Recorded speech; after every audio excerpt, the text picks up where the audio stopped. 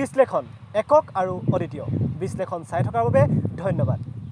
বিশ্লেষণৰ তৰফৰ পৰা ৰঙালী বিহুৰ হিয়াভৰা শুভকামনা জ্ঞাপন কৰাৰ লগতে আগন্তুক ৰঙালী বিহুৰ হিয়াভৰা শুভেচ্ছা জ্ঞাপন কৰিলোঁ।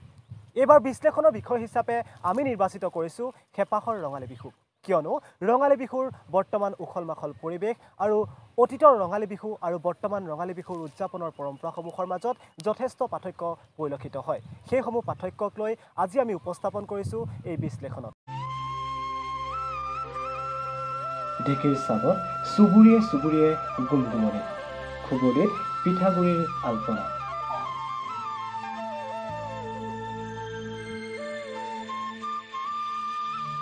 উৰুকাৰ দিনা দুহাটত জেতুকাৰ বুলনিৰ এয়া এক প্ৰস্তুতি।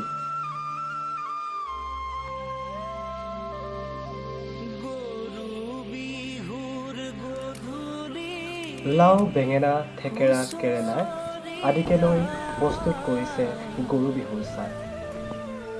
নৈ পাৰত গাঁৱৰ সকলোৱে উদযাপন কৰিছে এয়া গৰু বিহু। ডেকাসকলে পৰম্পৰা ৰক্ষা কৰি আমলৰি বাঁহ ভাঙিছে, লগতে খেলিছে কণী যুঁজোৱা খেল। গাঁৱৰ জীয়াৰী বোৱাৰীয়ে বিচাৰিছে 100 এবিধ শাক।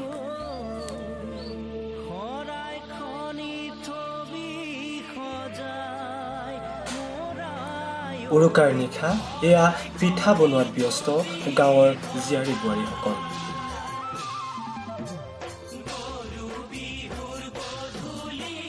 উৰুকাৰ নিশা দুহাটত জেতুকাৰ বুলনি, পাট গাভৰু আৰু চেঙেলীয়া ল'ৰাহঁতৰ উচ পিছনি, কাৰ হাতত বা কিমান ডাঠকৈ ধৰে হেঁপাহৰ ৰং।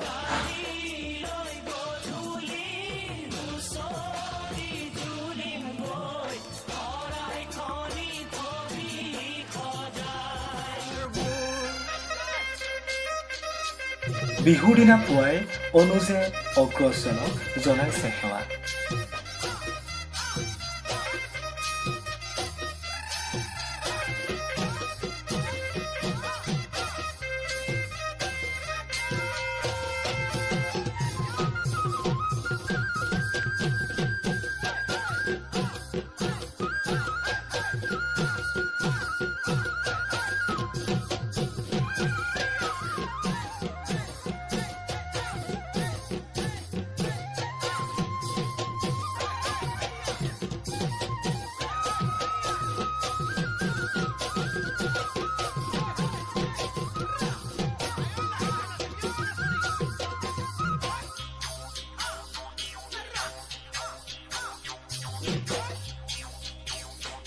পলকত তুলুঠা ঘূৰাই জীয়াৰী বোৱাৰীহঁতৰ অঘোষিত প্ৰতিযোগিতা।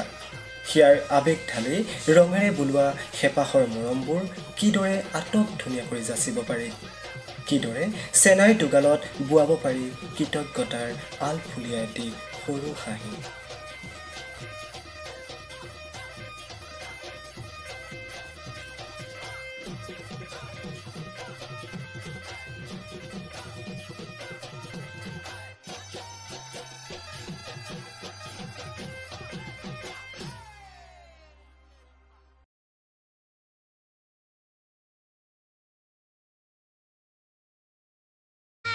এয়া হুঁচৰি, ৰঙালী বিহুৰ এটা এৰিব নোৱাৰা পৰম্পৰা।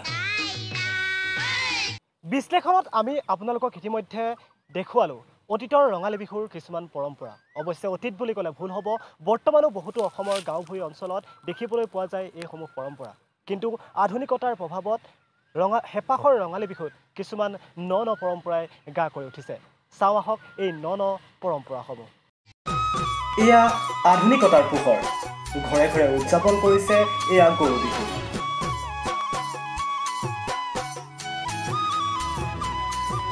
কিয় নাই ৰঙালী বিহুৰ দিনা অসমীয়া ডেকা গাভৰুৰ দেশত অসমৰ পৰম্পৰাগত সাজযোৰ? কিয় জেতুকাৰ পৰিৱৰ্তে আহিল মেহেন্দিয়ে?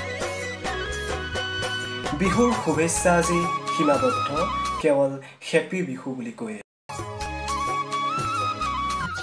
আজি নাই চোতাল বিহু, আজি নাই গছ তলৰ বিহু, আছে মাথো মঞ্চ বিহু। নাজানো এই পৰিৱৰ্তন কিমান দূৰ গ্ৰহণযোগ্য। আমি মাথো বিচাৰো আমাৰ সংস্কৃতি সজীৱ হৈ থকাটো। বিশ্লেষণ চাই থকাৰ বাবে পুনৰবাৰ সমূহ দৰ্শকক মই ধন্যবাদ জনাইছোঁ। আমি বিশ্লেষণত ইতিমধ্যে উপস্থাপন কৰিছোঁ অতীতৰ ৰঙালী বিহুৰ পৰম্পৰা আৰু বৰ্তমানৰ ৰঙালী বিহুৰ বিভিন্ন পৰম্পৰা। আধুনিকতাৰ ধামখমীয়াত বৰ্তমান ৰঙালী বিহুত ন পৰিৱৰ্তন পৰিলক্ষিত হয়।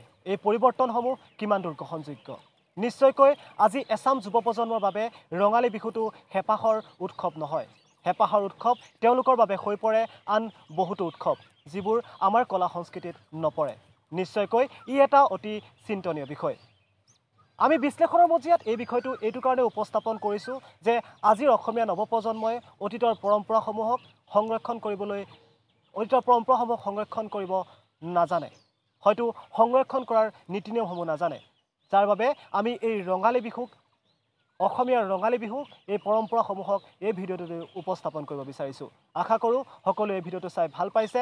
যদি আপোনালোকে ভাল পাইছে তেনেহ'লে মোৰ এই নতুন চেনেল বিশ্লেষণত লাইক, কমেণ্ট আৰু ছাবস্ক্ৰাইব কৰিবলৈ নাপাহৰিব। ধন্যবাদ।